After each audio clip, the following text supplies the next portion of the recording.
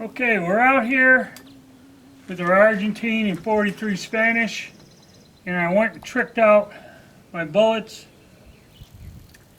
and I kind of backed it off a little, but even my lowest bullet, or my lowest load, is hitting 1,500 feet per second.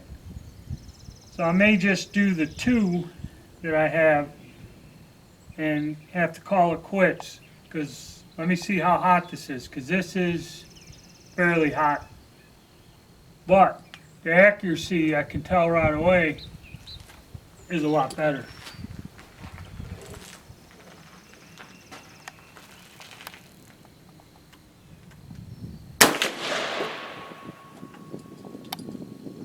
And I got a dupe on that one, so I'm going to go down, shift the targets, change over.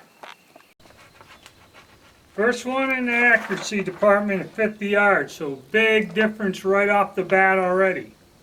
Okay, but they are pretty stiff loads, and that bullet's flying out of there pretty quick, so we'll see. Alright, now I'm going to try load number 2 and see what I get on the chronograph.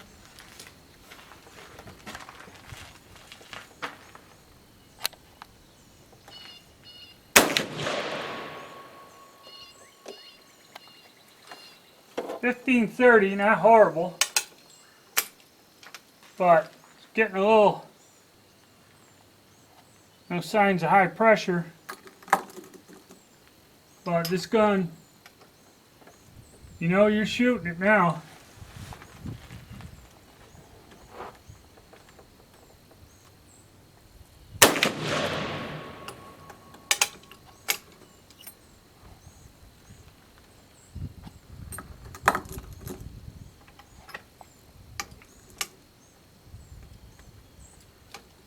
Oop, don't want a chamber. Alright, we're going to have to stop here.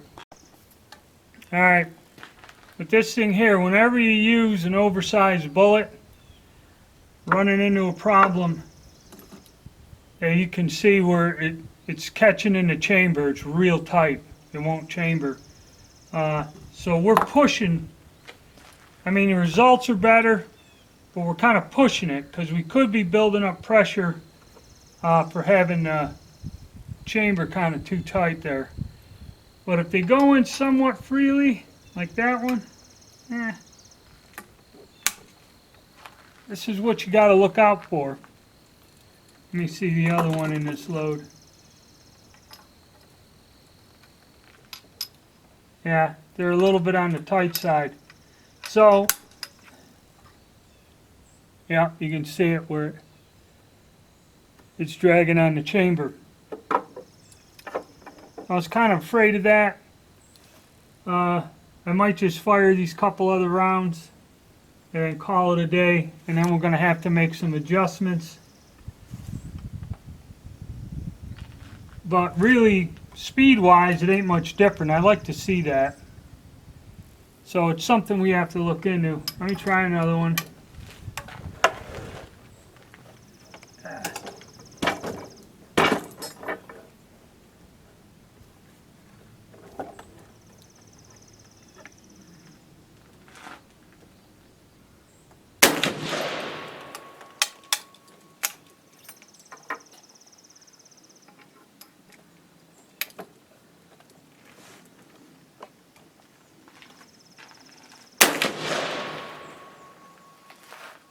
That's duping, 1525. So these are some pretty good loads, but let's see if this one's going to get stuck again. Yep, that one don't want to go in. So I'm going to take that back home and measure it, take the results I have, probably tear down the other ones because I really don't want to be going over to 15 something. And see where we can go from there. Okay, I ran all 4 of them. The last batch is screaming out of there at 1,572 feet per second. And let's go take a look at what we got here at 50 yards. That's our 5 shots there.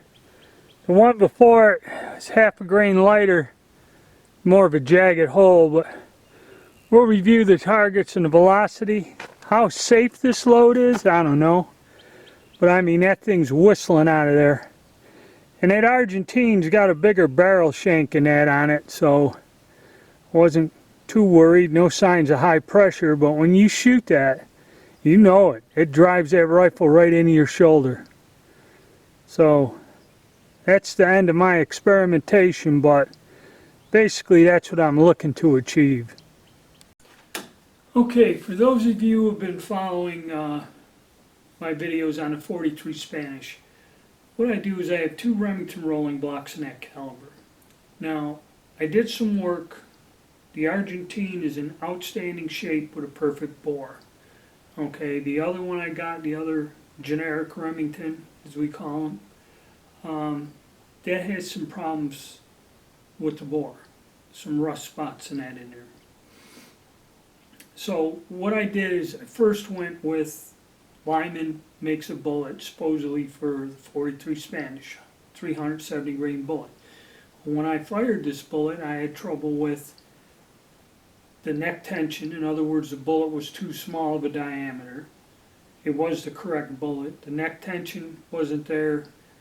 We weren't using black powder, and it gave like a shotgun pattern when we fired it.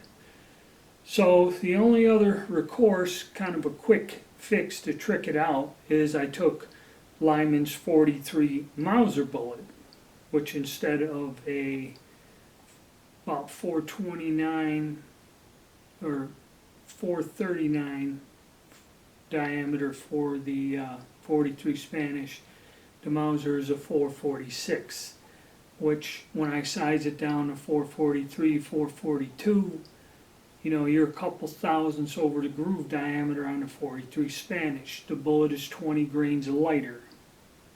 Okay, but when I went and did this, the accuracy improved greatly. But there's a drawback. The way most black powder cartridge rifles work is they're intended to be used with black powder and a paper patched undersized lead bullet. Okay, the paper patch acts as a form of a jacket, so you don't even need lubrication. If you paper patch it right and put the slugs in there, them plain bullets, that's how the guns were designed to be used. And actually that patch just barely engages the rifling, and then the depth of the groove is to allow the black powder fouling to build up without a pressure buildup. It gives the fouling somewhere to go. That is how these weapons work. That is how the chambers are cut. That is how they're designed. So when you go and try to use smokeless powder with an oversized bullet, this is where you run into the problem of, like I had, one of them cartridges would not chamber, okay, because the neck was just too big. With the expanded bullet, I might have overcrimped it or something, and there was something where the bullet wouldn't go in. Okay, which that could cause a problem with pressure. If the case doesn't have room to expand, okay, you could create a pressure problem. Alright, so that's the long and short of it. And there are several different firearms that have this problem. The French Grave rifles, the Mauser 1871 is like that. The Russian Berdan rifles, the chambers are cut like that. You have to more or less go and use that. And eventually I'm going to get around to paper patching and doing black powder and getting all those old guns to shoot well. Because everyone runs into the problem of getting a cartridge that'll fit in the chamber but a large enough bullet to engage the rifling properly using smokeless powder. Okay? That's the reason everyone has all these problems. So my way of addressing it, and like I said, this could be dangerous because we'll look at the targets here and that, but when I fired that gun with those oversized bullets, it improved in accuracy-wise, but you could feel when you fire it, you know you're shooting a rifle. Now, I have no way of telling the pressure. The only way I can kind of gauge it is by going by the velocity with a chronograph. Gives me an idea, but it is no exact science. These rounds could have all been kind of way over pressure, all right? And it's a 140-year-old gun, so, I don't know what the specifications were back in the old days compared to the black powder or smokeless powder load from, say, 1910 as what it should be today. So this is where I'm warning you, got to be careful. So let's go and look at what I got shooting a gun at 50 yards. Now, like I stated, compared to my other rounds, I backed them off a few grains, but considering the weight of the bullet, I wasn't quite worried about a severe pressure buildup. So our first group with the lightest charge gave us that at 50 yards. Had a standard deviation of 29, extreme spread of 67, and an average velocity of 1,502 feet per second. So we're getting close to what the max load, if you look at cartridges of the world, about 1,500 something is the speed of the bullet, a 370 grain bullet with a proper black powder charge. So kind of using it as a guideline. So when I went up to the next powder charge, things got good. Okay, still a nice group compared to what we had. And this one I had a repeater. I only got 4 rounds out because the one wouldn't fit. So this is the one where I only got out 4 rounds. And I had 2 of them that were duplicate velocities of 1,525 feet per second. Now, standard deviation on this load was 17, extreme spread 39.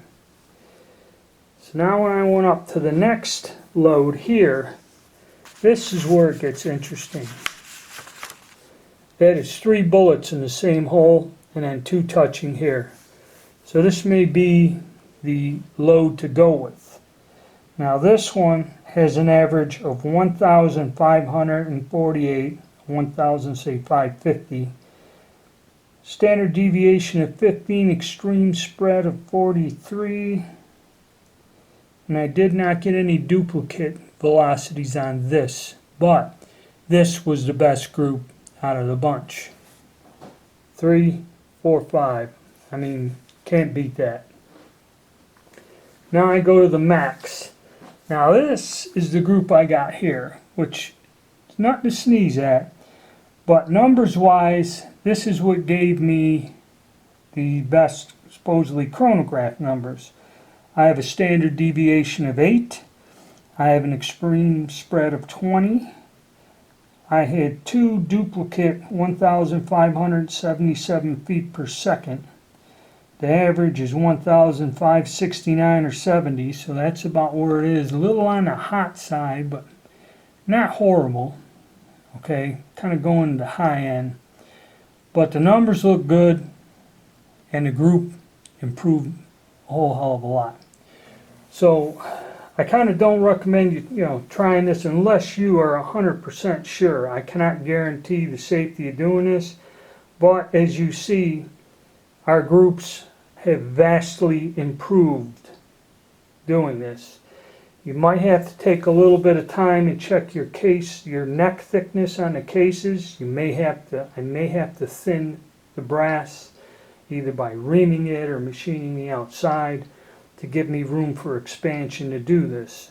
Okay, so there's a lot more involved in this than just slapping something together, sticking a larger bullet on there, and things could go sideways on you quick. Okay, but that's the results I got. All I can say is stay tuned and we'll see if we can improve on it a little more.